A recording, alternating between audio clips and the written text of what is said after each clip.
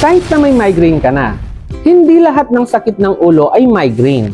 Pero kung may pattern at warning signs na nauulit, baka migraine attack na nga yan.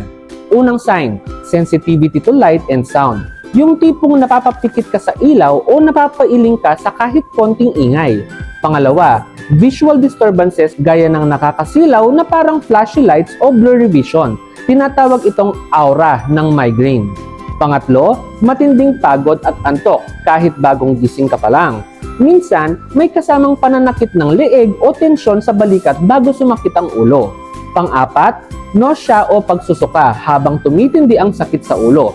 Usually, one-sided at pulsating ang pakiramdam. At pang-lima, mood changes o food cravings.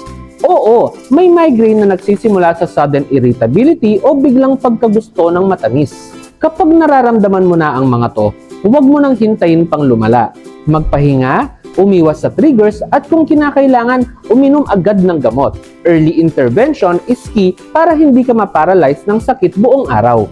Comment migraine kung nararanasan mo rin ito at tag your ka-migraine buddy para magkaalaman kung sino talaga ang may aura sa tropa.